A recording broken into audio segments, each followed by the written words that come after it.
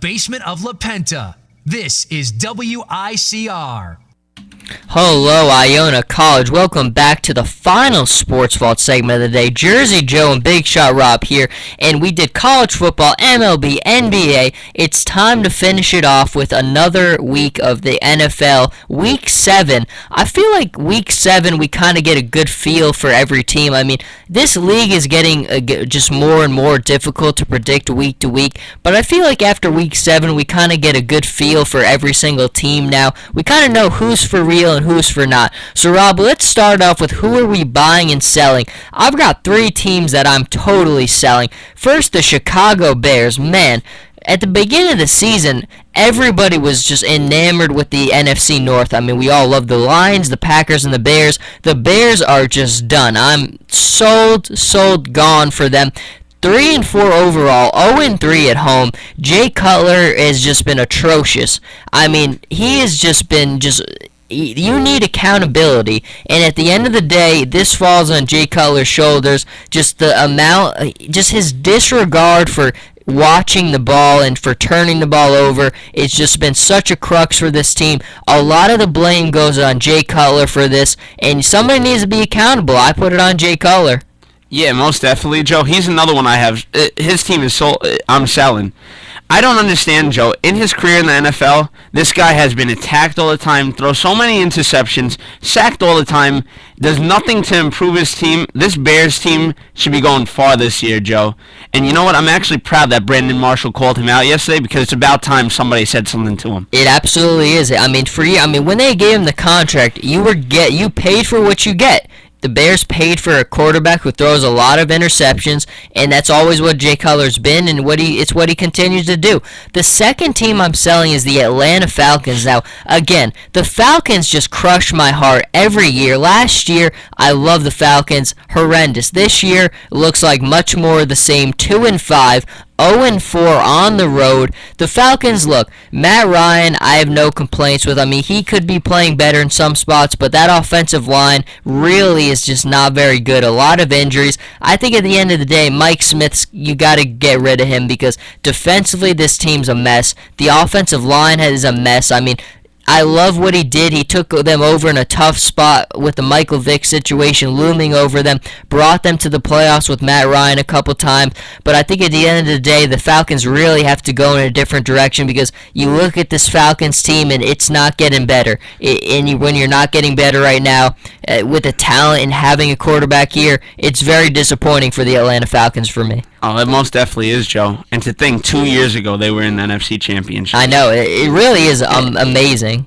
I don't know how you explain it, how they just fell. Last year, my excuse for them was the loss of Jones. Julio Jones really killed them.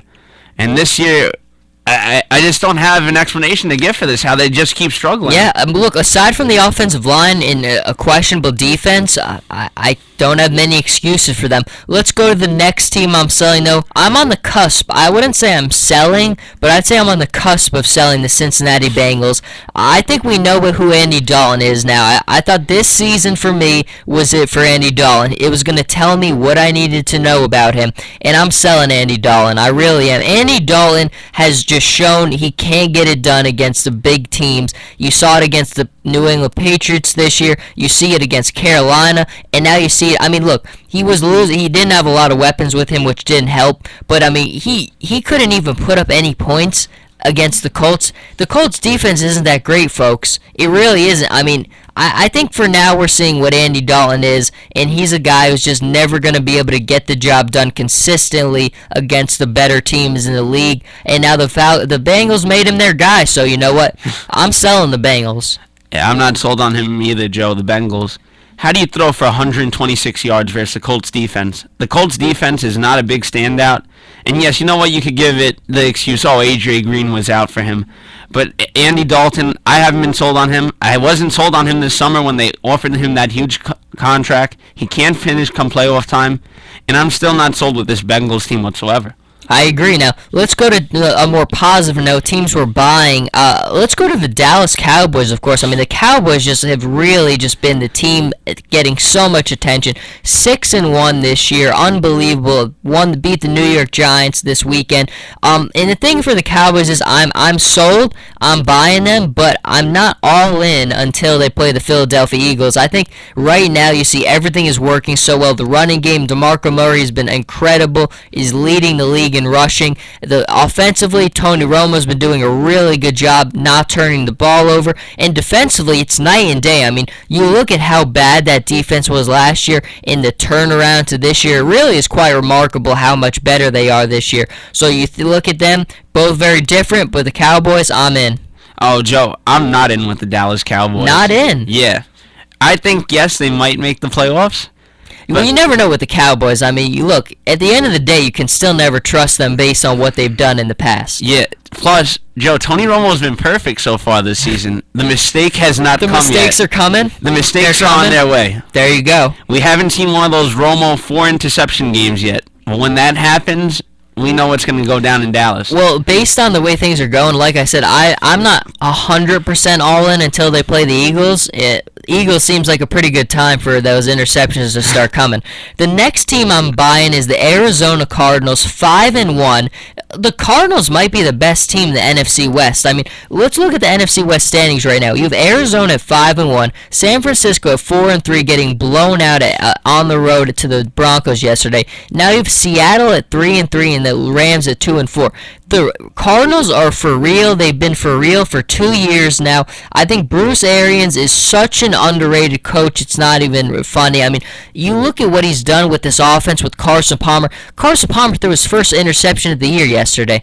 It doesn't matter if you had Carson Palmer or Drew Stanton. Bruce Arians is a master play caller. He's won everywhere he's ever been with Pittsburgh when he had to take over for their interim head coaching spot for the Colts when Chuck Pagano was ill. Bruce Arians is just a heck of a football coach. He's got a very special thing going on in Arizona, and they are 100% legit. Yeah, they most definitely are, Joe. And one thing I had to love about Bruce Arians, Joe, his defense, Joe. His defense, the Arizona Cardinals defense is one of the best I've seen in the game. And you look at it, the division they play in, the 49ers have a tough defense, the Seahawks have a tough defense, but the Cardinals defense really stands out this year. Absolutely agree. Now the last team I'm buying is the Detroit Lions, 5-2. As you can see on the live stream, wearing my Lions jersey, I had to give them some credit today. Just a big win. And I think that win Sunday is a reflection of the new culture Jim Caldwell is creating with the Lions. Last year, that's a game the Lions 100% lose. They do not win that game last year. I don't think they had the discipline to win that game last year, the mental makeup to win it last year. The one thing I'm worried about the Lions still was offensively. They've really struggled moving the football, getting in rhythm on offense, but that defense is just so good. I mean, the amount of times they were on the field, they just played so well. And Jim Caldwell, I was critical, but you know what? 5-2, this Lions team is the real deal. It really is. Oh, they really are, Joe. And just wait till Calvin Johnson comes back from this ankle injury. Him and Golden Tate are going to be destroying teams on the field. Golden Tate has filled such a big role as the number one wide receiver with Johnson out.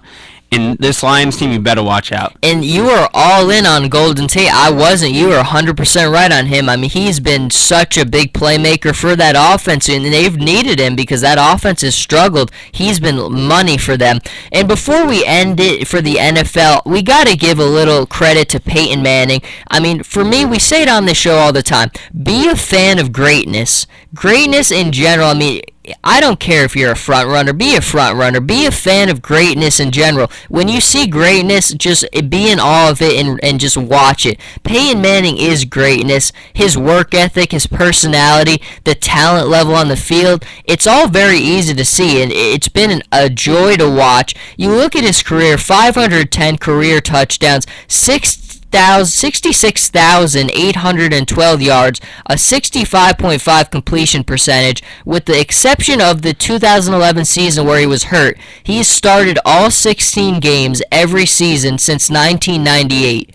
Just amazing for Peyton Manning. Now, the thing I want to ask you, Rob, is there's been a lot of talk now. Are we going to remember Peyton more as a Colt or more as a Bronco?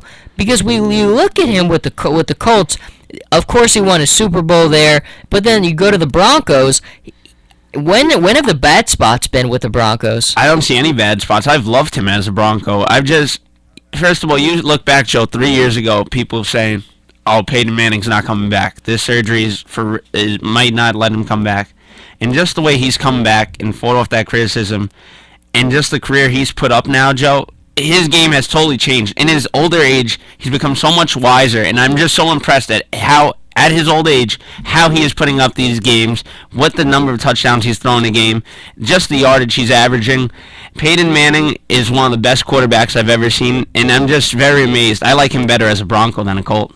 I'm with you. I mean, the Super Bowl, of course, is impressive, and you're always going to go back to that. But for the Broncos, I mean, it's just been... I don't know if I've ever seen a more exciting offense in the NFL than I have watching Peyton Manning. I mean, you literally snap your fingers, there are points on the board. It's probably been the most fun offense I've ever seen in my time watching the NFL. So, Peyton Manning, greatness. We are fans of greatness on the Sports Vault. We say it all the time. That is going to about do it for the Sports Vault today. A ton of good stuff. There was more stuff we could have got to, but unfortunately we are out of time. We'll pop up throughout the week. Big Shot Rob, you want to come on a couple times this morning, give some more content? Yeah, I'll try to come on. Beautiful. So we'll be on again some time this week. NFL picks, everything else. Thank you all for tuning in, and you all have a great day.